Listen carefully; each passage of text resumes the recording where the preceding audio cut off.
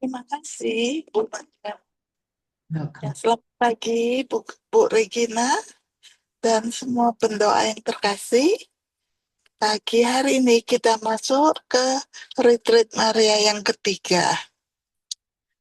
Dalam persiapan untuk konsekrasi kepada Bunda Maria, saya ambil dari tulisan pada Michael Gately dari Massachusetts.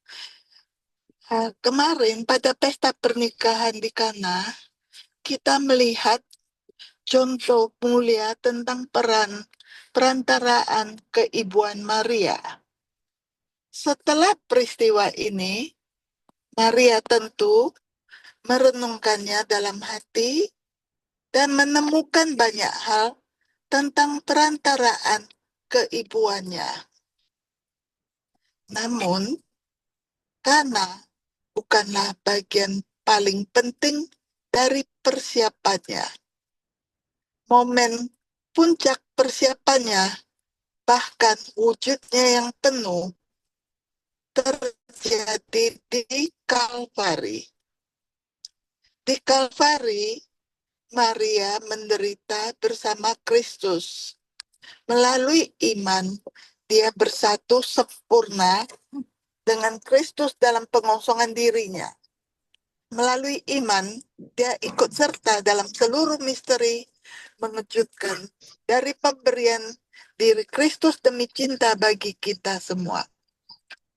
Melalui iman, sang ibu ikut ambil bagian dalam kematian anaknya, dalam kematian penebusannya. Sebelum wafatnya, Yesus memberikan satu pelajaran lagi untuk murid sempurnanya yang telah mengikutinya hingga ke salib dan menerima sepenuhnya untuk menderita bersamanya.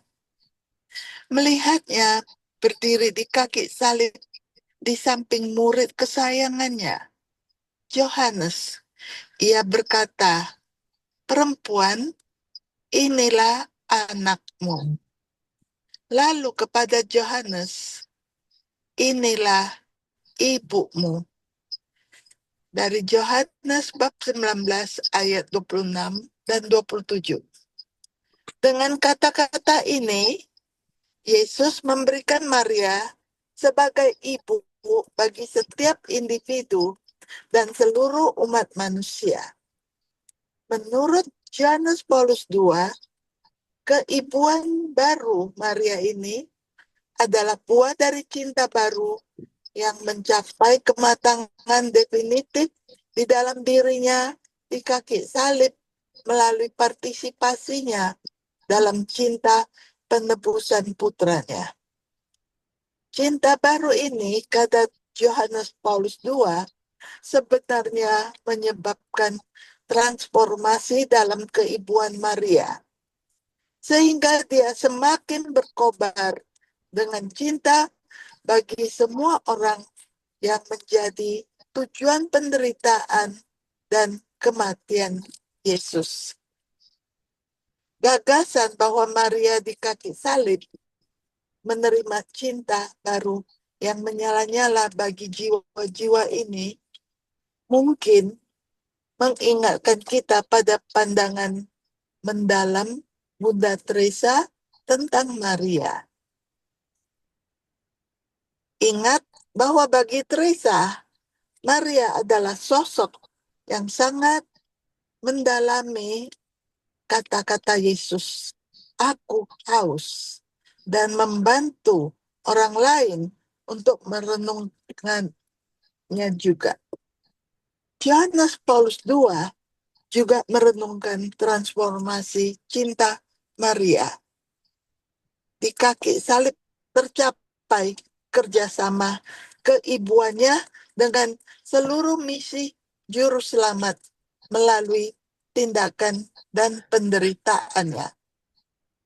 Di sepanjang jalan kolaborasinya dengan karya penebusan putranya, keibuan Maria mengalami transformasi yang khas sehingga semakin dipenuhi cinta yang membara terhadap semua orang yang menjadi tujuan misi Kristus.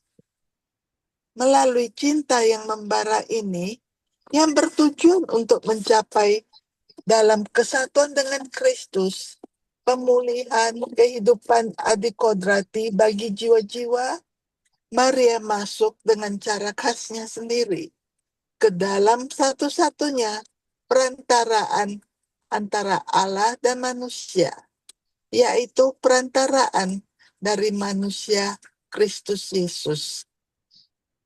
Di Kalvari, persiapan Maria berakhir. Dia menerima karunia penuh dari keibuan rohani dan perantaraan universalnya, yang merupakan kerjasama unik dalam karya penebusan Kristus dan berbagi dalam perantaraannya. Setelah kematian Yesus di salib, kita tidak mendengar lagi tentang Maria menjalankan keibuannya yang baru hingga hari sebelum Pentakosta, ketika para rasul bersama dengan para perempuan, Maria, ibu Yesus, dan saudara-saudaranya. Kisah para Rasul, bab 1 ayat 14, yang berdoa di ruang atas.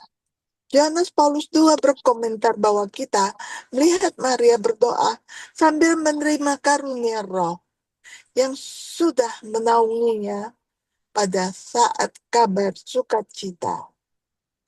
Ia juga menunjukkan bahwa Maria adalah kehadiran yang tenang namun esensial yang menunjukkan jalan kelahiran dari Roh Kudus.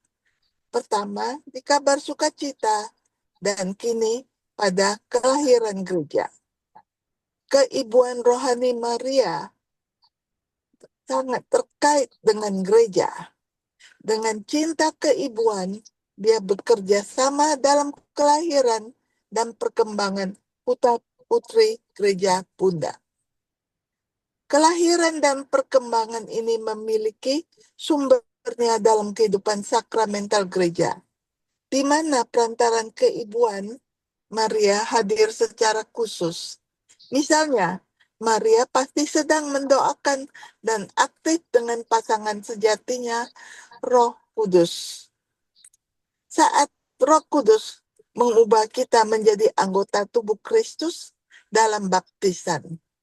Selain itu, dia sama-sama hadir dan aktif dengan pasangan sejatinya dalam misa, karena pada misa, tubuh Kristus yang sejati yang lahir dari peran Maria menjadi hadir.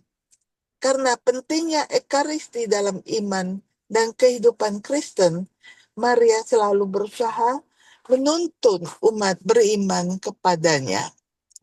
Saat kita mengakhiri refleksi hari ini, yang menutup 3 hari retret keibuan spiritual Maria, kita harus ingat satu hal penting. Keibuan baru Maria bukanlah sesuatu yang samar atau abstrak.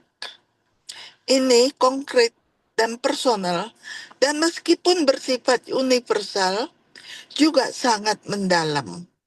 Maria adalah ibumu, dan dia adalah ibuku. Dalam terang ini, Yohanes Paulus II menganggap penting bahwa keibuan baru Maria di Kalvari diungkapkan dalam bentuk tunggal, inilah anakmu, bukan inilah miliaran anak rohanimu.